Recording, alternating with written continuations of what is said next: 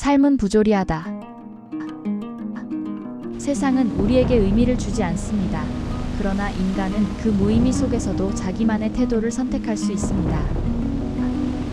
이 태도가 바로 반항입니다.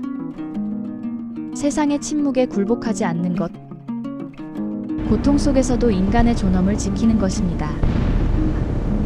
시지프스의 신화는 이 태도를 상징합니다. 끝없이 바위를 끌어올리는 인간입니다. 그러나 까미는 말합니다. 굴러떨어진 바위를 향해서 걸어내려가는 그 순간조차 인간은 자신의 선택을 할 수 있으며 그 선택의 순간은 자유롭습니다. 이 자유는 누군가가 주는 자유가 아니라 우리가 스스로 만들어내는 자유입니다. 1913년 북아프리카의 태양이 아침부터 땅을 짓누르듯 내리쬐던 날, 알제리의 작은 해변 마을은 이미 열기와 먼지로 가득 차 있었습니다. 바다는 고요히 생명을 품고 있었지만 눈부시게 빛나는 태양은 위로라기보다 피할 수 없는 현실처럼 사람들의 얼굴과 삶 위에 그대로 쏟아지고 있었습니다. 하얗게 바랜 집들, 소금기 섞인 바람, 모래 위에 남은 발자국들은 곧바로 지워졌고 이곳에서의 하루는 어제와 크게 다르지 않게 반복되고 있었습니다. 프랑스 식민지였던 이 땅에서 사람들은 늘 무언가를 견뎌내며 살고 있었습니다. 가난은 일상이었고 침묵은 습관이었으며 희망은 말로 꺼내기보다 속으로 삼키는 것이 익숙한 시대였습니다. 20세기 초 알제리는 프랑스 식민 통치 아래 불평등이 굳어가던 땅이었습니다. 유럽 정착민의 법과 행정이 사람들의 삶을 좌우했고 아랍인들과 베르베르 주민은 빈곤과 차별 속에 숨을 죽이고 있었습니다. 가톨릭과 이슬람이 맞닿은 종교 풍경, 본국의 공화주의와 민족주의의 파장이 함께 밀려오던 때였습니다. 거리의 언론과 학교는 근대의 말을 퍼뜨렸지만 현실은 쉽게 바뀌지 않았습니다. 그 조용하고 거친 현실 한가운데서 한 아이가 태어납니다. 그의 이름은 알베르 까미입니다. 훗날 그는 부조리의 철학이라는 이름으로 20세기 인간의 실존을 가장 날카롭게 드러낸 사상가가 됩니다. 어린 까미는 배움도 환경도 부족했습니다. 아버지는 전쟁에서 일찍 돌아가셨고 어머니는 문맹에 가까웠습니다. 말수가 적고 고요했지만 그 고요함 안에는 억누를 수 없는 감정이 늘 자리하고 있었습니다. 그는 아주 어린 시절부터 세상의 아름다움과 잔혹함이 동시에 존재한다는 사실을 느끼며 자랐습니다. 알제의 가난한 노동자 지구 벨쿠르에서 까미는 자랐습니다. 집이라고 부르기엔 너무 작은 공간이었고 방은 늘 어둡고 조용했습니다. 말수가 적었던 어머니는 하루 종일 바느질을 하며 생계를 이어갔고 집안에는 웃음보다 침묵이 오래 머물렀습니다. 아버지는 사진 속에만 존재했습니다. 1차 세계대전이 시작되자마자 전선으로 끌려가 까미가 기억을 갖기 전 이미 세상을 떠나셨습니다. 그러나 그 가난한 까미에게도 한 줄기 빛은 있었습니다. 학교에서 집으로 돌아오는 길, 바닷가에 잠시 멈춰 서면 아이는 세상이 여전히 아름답다는 사실을 느꼈습니다. 햇빛이 물결 위에서 부서지고 소금기 섞인 바람이 얼굴을 스치면 설명할 수 없는 충만함이 찾아왔습니다. 아무것도 소유하지 않았지만 그 순간만큼은 부족함을 느끼지 않았습니다. 까미의 인생에서 결정적인 전환점은 한 명의 교사였습니다. 루이 제르맹. 그는 가난한 학생의 재능을 알아보고 장학금을 받을 수 있도록 직접 움직였습니다. 그 선택이 없었다면 까미는 중등 교육조차 받지 못했을 것입니다. 훗날 노벨 문학상을 받은 뒤 까미가 가장 먼저 편지를 보낸 사람도 바로 이 교사였습니다. 그는 편지에 이렇게 적었습니다. 당신이 없었다면 오늘의 나는 존재하지 않았을 것입니다. 이 경험은 까미의 사유 깊숙이 남았습니다. 인간을 구하는 것은 거창한 이념이 아니라 한 사람이 다른 사람의 가능성을 알아보고 손을 내미는 순간이라는 믿음. 그 믿음은 훗날 연대라는 말로 그의 철학 속에 조용히 자리 잡게 됩니다. 바닷물 냄새, 모래 위의 햇살, 그리고 그 풍경 속에서 먹고 사는 문제를 넘어서는 끔찍하게 단단한 현실이 있었습니다. 까미는 이것이 인간을 이해하는 출발점이라고 생각했습니다. 어떤 사람의 철학도 결국 살아온 삶에서 나온다고 보았습니다. 그가 젊은 시절부터 끌렸던 것은 세계 그 자체가 아니라 세계 속에서 헤매는 인간이었습니다. 삶의 의미를 찾으려 하지만 세상은 끝내 그 질문에 답하지 않습니다. 여기서 까미는 한 단어에 사로잡힙니다. 부조리입니다. 사람은 의미를 찾지만 세상은 아무 말도 하지 않습니다. 그 침묵 속에서 인간의 모든 갈등과 고통이 생겨난다고 보았습니다. 까미가 이 사유를 만들어가는 과정에서 직접 영향을 받은 철학자들이 있었습니다. 키에르케고르. 신의 부재 앞에서 인간이 느끼는 불안을 파고든 사상가입니다. 까미는 그에게서 실존의 긴장감을 배웠지만 신에게 도약하는 그의 선택에는 동의하지 않았습니다.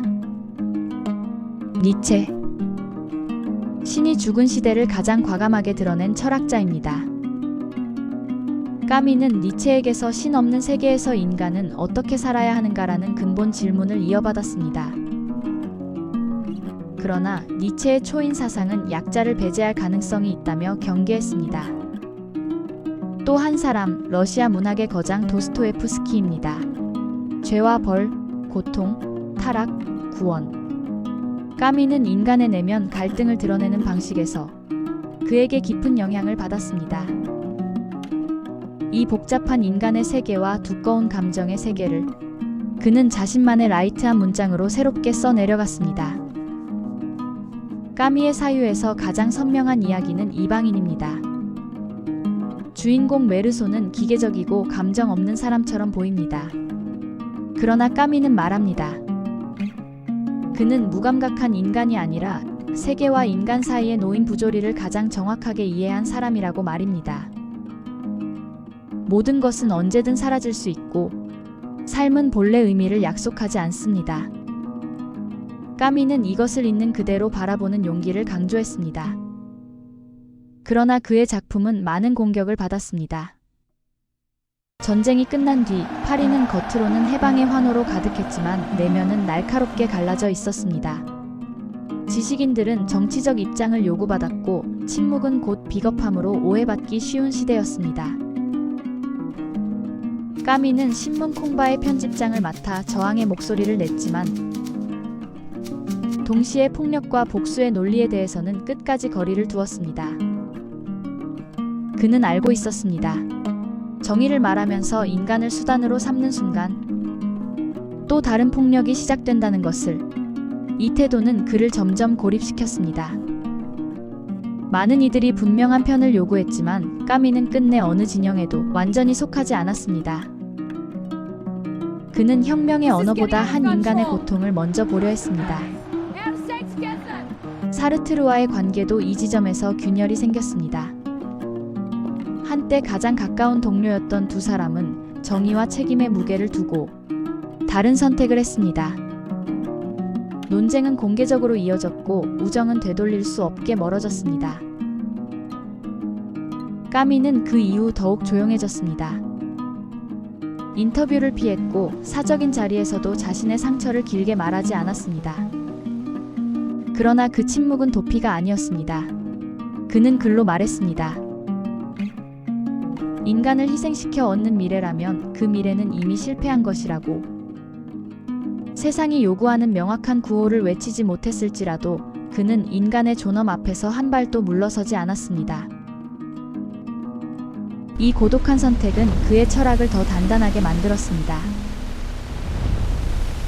신에게 기대지 않고 인간의 삶이 본질적으로 무의미할 수 있다는 말은 종교인들에게는 위험했고 당대 지식인들에게는 불편했습니다.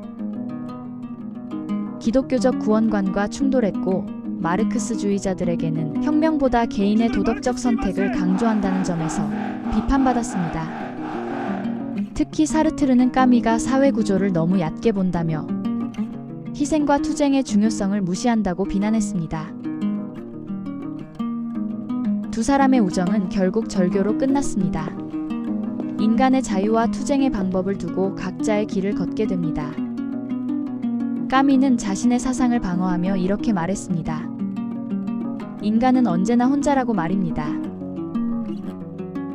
아무리 많은 사람들이 주변에 있어도 삶의 근본 문제는 개인이 홀로 감당해야 한다고 말했습니다. 그러나 그 외로움 속에서도 인간은 서로를 인정하고 도울 수 있습니다. 그것이 인간다움입니다. 그는 인간의 연대를 믿었습니다. 어떤 신념보다, 어떤 이념보다 한 인간이 다른 인간의 고통을 이해하려는 마음이 문명을 지탱한다고 믿었습니다. 까미는 또 다른 질문을 던집니다. 삶이 부조리하다면 왜 살아야 하는가, 왜 싸워야 하는가입니다. 그는 단호하게 답합니다. 세상은 우리에게 의미를 주지 않습니다. 그러나 인간은 그 무의미 속에서도 자기만의 태도를 선택할 수 있습니다. 이 태도가 바로 반항입니다. 세상의 침묵에 굴복하지 않는 것, 고통 속에서도 인간의 존엄을 지키는 것입니다. 시지프스의 신화는 이 태도를 상징합니다. 끝없이 바위를 끌어올리는 인간입니다. 그러나 까미는 말합니다. 굴러떨어진 바위를 향해서 걸어내려가는 그 순간조차 인간은 자신의 선택을 할 수 있으며 그 선택의 순간은 자유롭습니다.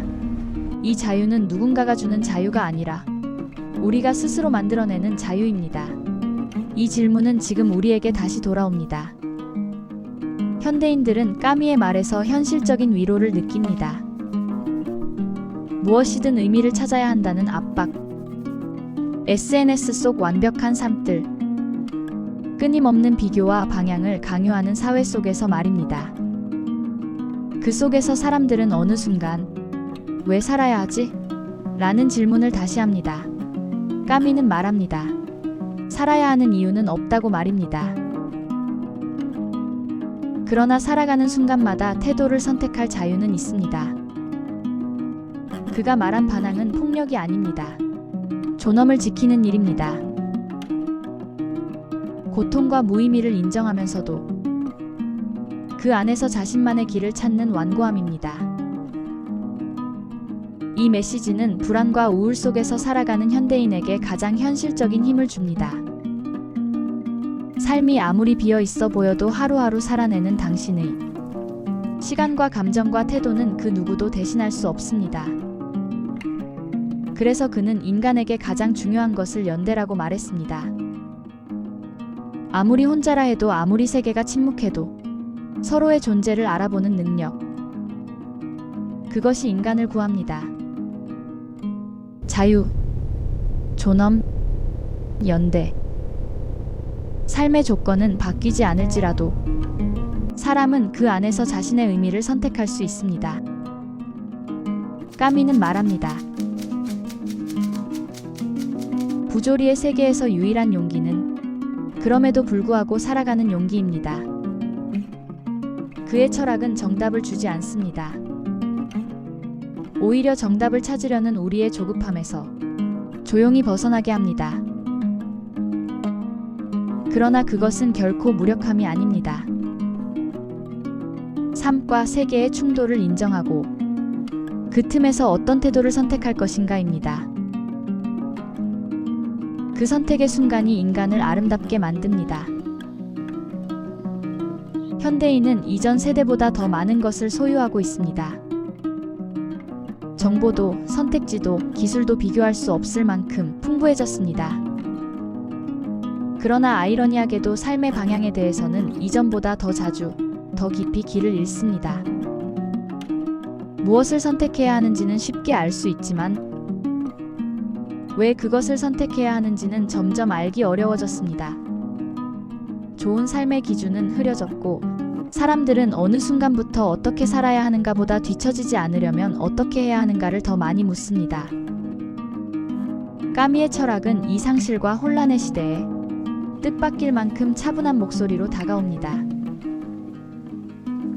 그는 상처가 곧 회복될 것이라고 말하지 않습니다. 삶이 언젠가 의미로 가득 찰 것이라는 안전한 약속도 하지 않습니다. 대신 그는 묻습니다. 의미가 부재한 상태 그 자체를 삶의 조건으로 받아들일 수 있는지를 말입니다. 까미에게 부조리는 극복해야 할 장애물이 아닙니다. 인간이 세계와 마주할 때 피할 수 없이 서게 되는 자리입니다. 그 자리를 부정하지 않고 바라보는 것, 그것이 사유의 출발점입니다. 현대인은 끊임없이 자신을 점검하고 수정합니다. 더 나은 버전의 자신이 되어야 한다는 압박 속에서 현재의 자신을 언제나 미완성 상태로 느낍니다. 그러나 까미는 삶을 완성해야 할 과제로 보지 않습니다. 삶은 하나의 작품처럼 완벽하게 다듬어야 할 대상이 아니라 불완전함을 알고도 계속해서 태도를 선택해 나가는 과정입니다. 이 지점에서 AI 시대의 질문이 자연스럽게 이어집니다. 의미를 분석하고 패턴을 학습하며 가장 효율적인 답을 제시하는 존재가 인간이 아니라 기계가 되어가는 시대입니다. 불완전함을 안고도 계속해서 태도를 선택해 나가는 과정입니다. 우리는 점점 더 정답에 가까운 선택을 쉽게 얻습니다. 하지만 까미라면 이렇게 물을 것입니다. 정답을 계산하는 존재와 정답이 없다는 사실을 알면서도 하루를 살아내는 존재의 차이는 어디에 있는가입니다. AI는 답을 제공할 수 있습니다. 그러나 고통을 느끼지는 않습니다. 무의미 앞에서 멈춰 서거나 삶을 계속 살아갈지 스스로에게 묻는 순간을 겪지 않습니다.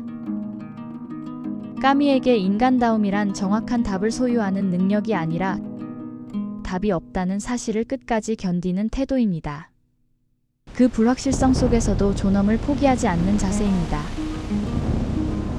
그는 미래를 맹목적으로 낙관하지도 쉽게 절망하지도 않습니다. 다만 조용히 그러나 집요하게 묻습니다. 이 부조리한 조건 속에서 당신은 어떤 태도로 오늘을 살아갈 것인가입니다. 세상은 여전히 침묵할 것이고 삶은 여전히 불완전할 것입니다.